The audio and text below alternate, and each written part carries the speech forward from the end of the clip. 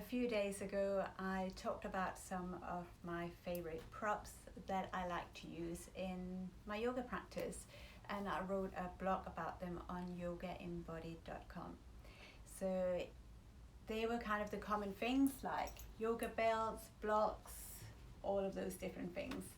But there are also other things that might not be so common, and those are the ones I want to talk about today, and they're not necessarily yoga props. One of them is, well, I guess two of them definitely are. I recently discovered these widgets, and you can get them, this is an Ecotech one, but you can get them quite a few places, and you can also just get them like small ones, and they're quite good for people where if we're on our hands and knees a lot, or even in a downward facing dog a lot, and that kind of 90-degree angle is just really uncomfortable on the wrist, you could use these widgets to support so you don't have that 90-degree angle on your wrist. So they're quite nice to use. You could actually, put them underneath your mat, and then there's just that support all the time to just take a bit of weight off your wrist, and especially say in pregnancy or postpartum, where your wrist might feel a bit sore anyway. So these are quite nice. You could use them for your heels as well, just as a bit of support. So say like a block, so in squats, if your heels are not touching the floor, you could have these ones underneath. Same thing in a downward dog or anything else like that. So it's just another little variation of a block, but definitely if your wrists are sore, then they're quite nice to use as a little support so you don't have that 90-degree angle. So that's one of the props that might be interesting if you have that issue or need to be aware of that. The other thing is the eye pillow. Again, it's not a necessity, and I haven't really used so much, but having an eye pillow is quite nice for several reasons. If there are kind of things going on, and especially now that we practice yoga, maybe on with the computer, we have different light, and we can see those lights going on and changing with our eyes closed. Having the eye pillow is quite nice because it just keeps that darkness. And the other thing that I have to kind of just look up properly, but there's that sense when we have a gentle pressure on the eyelids that it actually supports our nervous system to calm down and to soothe our nervous system. And it is actually really relaxing. Just that gentle pressure on the eyes is just really, really soothing. So for your little relaxations, Shavasana, that's really nice. The other way to use them, say if you're in Shavasana, your palms facing up, again having that little bit of support, having something, a little bit of weight in the palms of your hands, say in Shavasana, is actually, again, really soothing. It grounds us and it stabilizes us. So there's something very nice with these eye pillows. Now, I wouldn't use my eye pillows for this, but they could be used for things like, if you sit on the heels and again that ankle stretches too much, you could have them underneath the ankles. But to be honest, for an eye pillow, I probably use it for eyes or palms of the hands, and just use some rolled up socks for underneath the ankles or a blanket. So that was those two things. The other things combines a little bit with my love of massage, and they are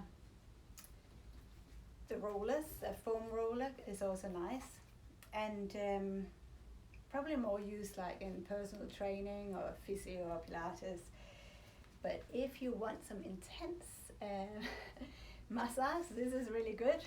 So like the IG band massage, these ones are quite nice to roll around on, and it is just playing around what feels good in the body, and you could stay in one variation, stay there. So these ones are quite nice. You could also use them to lie on, so in a little bit of a back bend, you could have it like the blocks, sometimes underneath the shoulders. but they are actually really nice for self-massage and could be used, most places of the body anyway. So they can be quite good, and they can be found quite affordable as well. So that's it. And the other one that certainly the people in my stratum classes, when we were in person together, are tennis balls.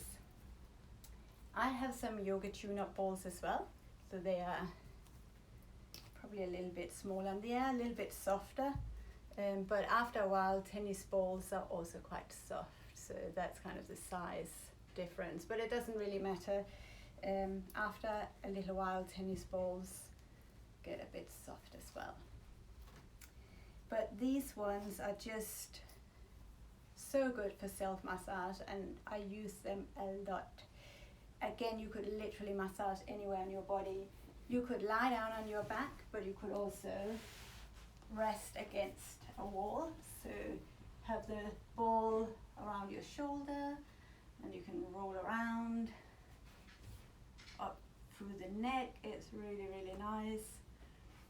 It's really nice for any tension around the glutes and the sitting bones. So again, you just sit on it and roll around. Obviously be really mindful, but it's a nice relaxing, well, it's not relaxing, it'll be quite intense, but it can be a really good way for any kind of that tightness. I talk a lot about tightness of the pelvic floor, so this could be a good way to release that. You could go all the way down, kind of your hips, your IT band again.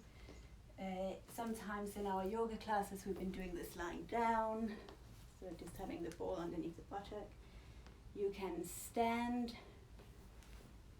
and massage your feet, which, always surprised how tense we are on our feet.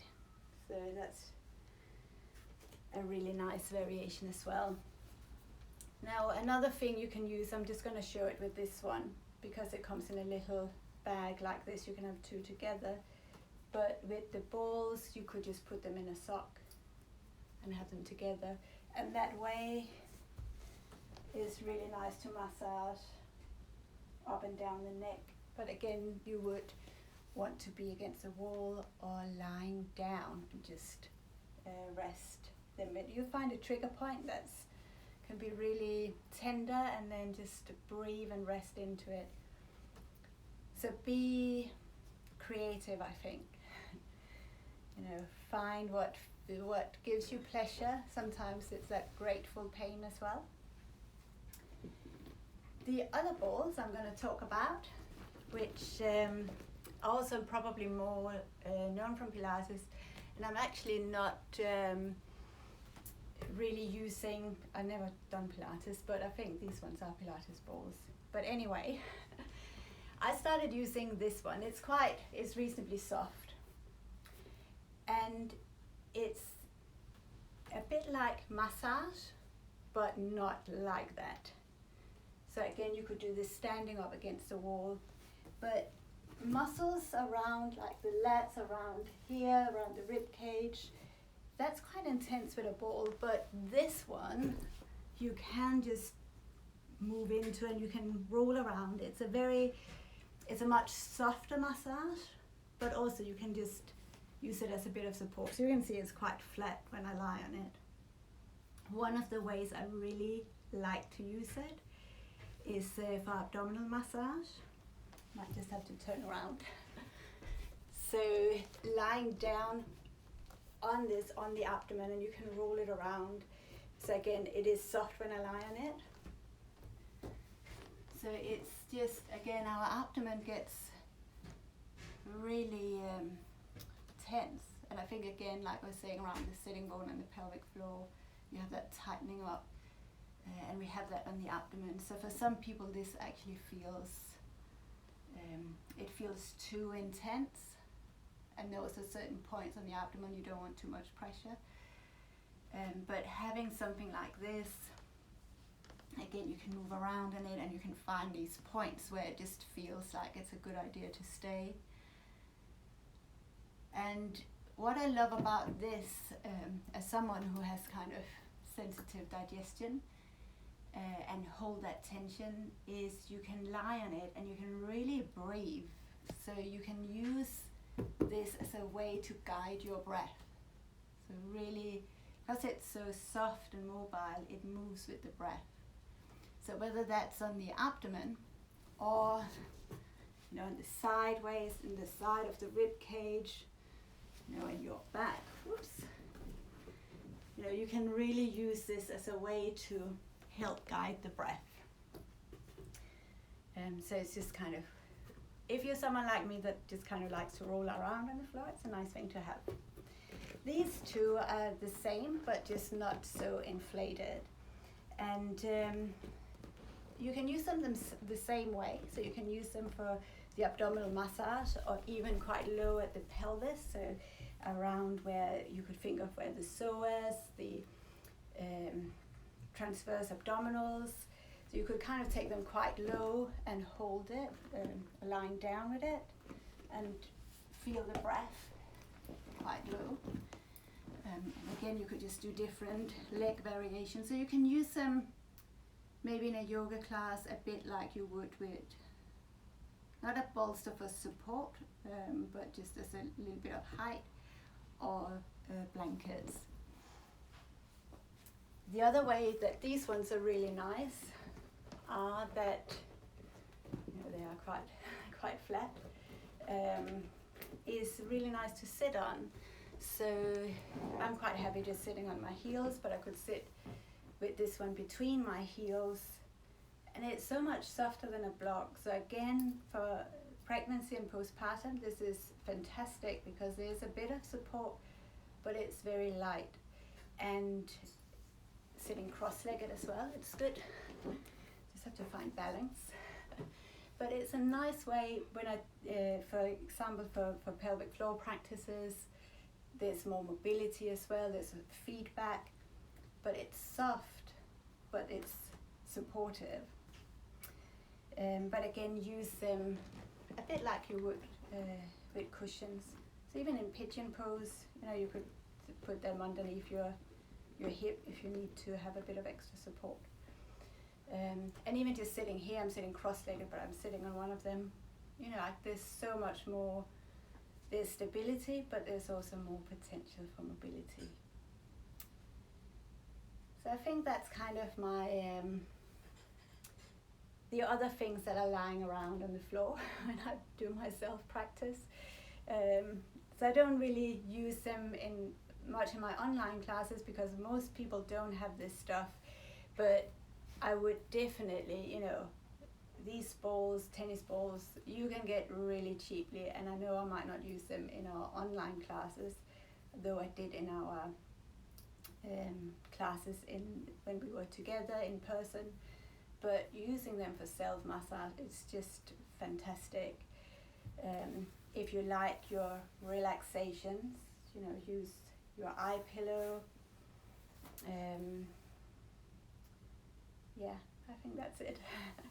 Self-massage when we can't have a massage with someone else, and also just for self-care, it's really nice to do. So get your tennis balls, maybe get one of these Pilates balls. You could just have one, and then some days you use it like this and some days you use it like that. That's it. So yeah, the other things, I'll write a blog on this as well, so that will be up on yogaembodied.com, and the other one where I have the more normal props is already up on yogaembodied.com. So I think that's it. So I don't know if there was a few comments, but I don't think it was questions. But I'm very happy that it was helpful. So if you can use that, that's fantastic. And that's it. So thank you and namaste, and enjoy your practice.